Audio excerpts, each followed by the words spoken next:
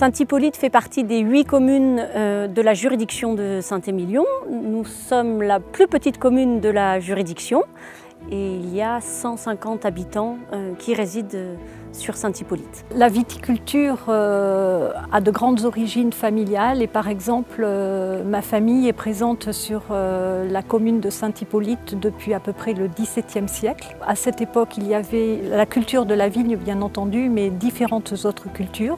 Et ce n'est qu'au XXe siècle que la vigne est arrivée en monoculture. Je ne suis pas native de Saint-Hippolyte, je suis arrivée il y a une quinzaine d'années sur cette commune.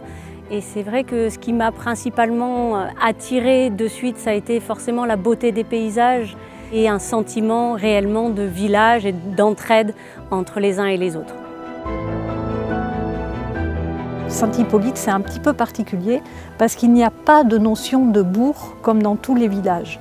C'est-à-dire il y a l'église sur le plateau et la mairie dans la plaine. L'église de Saint-Hippolyte est le point de départ d'une promenade dans le vignoble et qui amène indéniablement très vite aux grottes de Ferrand qui se trouvent juste à côté et qui sont aussi un site remarquable sur notre commune puisqu'en plus elles dominent toute la vallée de la Dordogne. Mais après, il y a toute cette ceinture boisée qui borde le plateau où il y aura plein de grottes et de combes.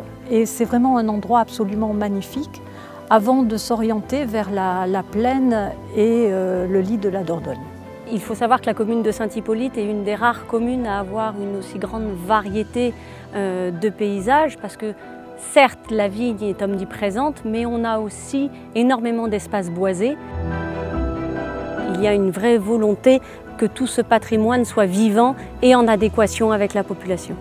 On a ce devoir de transmission. Nous vivons dans un endroit absolument magnifique et pour cela, si vous voulez, on se doit de le respecter de façon à pouvoir le transmettre ensuite aux générations futures.